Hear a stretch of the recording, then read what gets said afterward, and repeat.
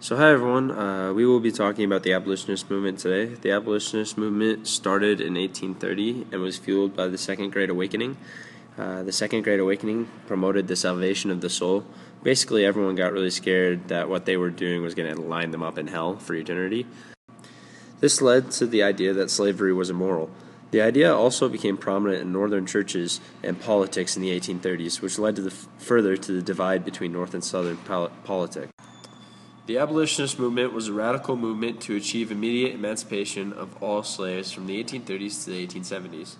That was the start of freeing the slaves. It started the Civil War to give slaves their civil rights and brought awareness to people who didn't realize what slavery really was. During this time, there were anti-slavery papers such as The Liberator, which was a newspaper written by William Lloyd Garrison, which spread the idea that slavery was a moral sin. Southern response to anti-slavery papers were mobs and burning papers. Other pieces of literature of the time period included Uncle Tom's Cabin, which was the first anti-slavery novel that described the horrifying conditions of slavery that made a statement of the morality issue that showed slavery for what it really was. This was huge for the abolitionist movement by showing the North how bad slavery was, and many people started to back the abolitionists. The book even made its way to Europe. The South disregarded it, everyone else was appalled by it.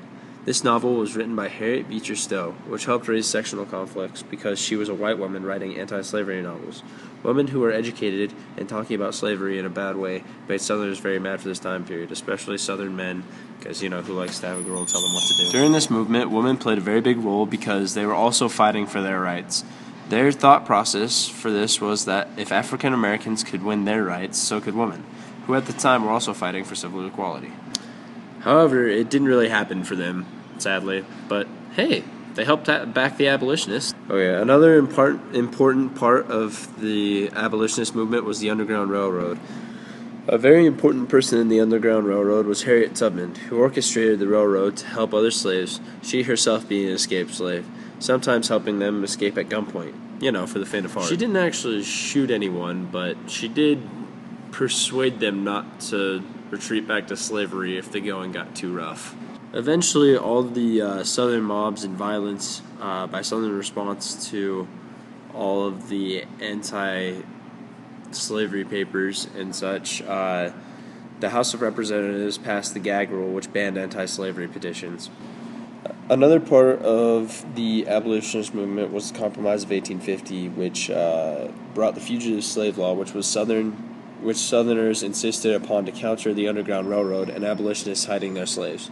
This was because slaves were considered their property and losing it was great economical loss. Among all these sectional tensions, it also led to arguments over Texas, California, Kansas, Utah, and New Mexico, whether they should enter the United States as free or slave states.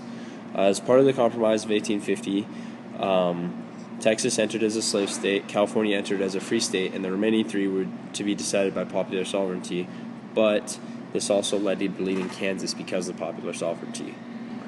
Among a lot of Kansas' problems were because of pro-slavery people who came from other states to vote in popular sovereignty, saying, we were totally members of your state, but not really, so that Kansas would become a slave state. This put Kansas under fraudulent government and angered the abolitionists in Kansas, who started their own government in response, but it was an illegal government, which broke Kansas out into civil conflict, which was called Bleeding Kansas. As a result of Bleeding Kansas, we also get Harper's Ferry, which was a raid on an ammunition depot by an abolitionist by the name of John Brown, who fought in Bleeding Kansas. He was a very radical abolitionist who basically wanted to kill everyone who supported slavery. His plan was essentially to overrun the guard at the weapons cache with 15 men. He got to follow him. After they secured the weapons, they planned to equip the slaves and make a slave army to fight the Southerners. There was that awkward moment, though, when the slaves were too afraid to fight and the army captured Brown. Even though the incident was quelled, it greatly frightened the South. After this incident, there was an encounter in Congress over Bleeding Kansas and Harper's Ferry, where Charles Sumner essentially gave a speech blaming pro-slavers for Bleeding Kansas and everything that followed. As you can imagine, this didn't really make pro-slavers happy.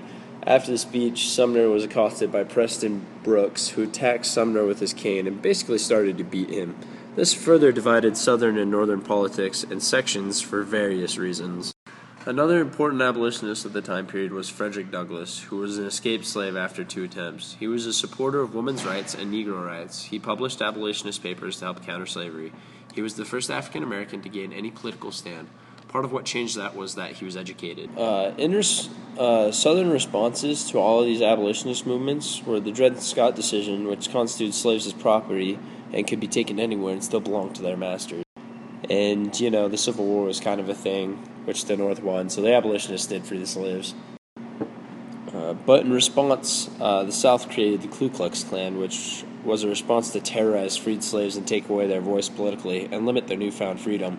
So basically, the South responded with terrorists. Basically, the abolitionist movement was the start of freeing slaves in the South. It spurned a lot of anti-slavery literature, such as Uncle Tom's Cabin. It also led to the creation of the Underground Railroad to help escape slaves, and it created great controversy and a bigger political split between the North and the South. Because of all the political turmoil it caused, it led to a lot of compromises, such as the Compromise of 1850, which included the Fugitive Slave Law, to counter the Underground Railroad.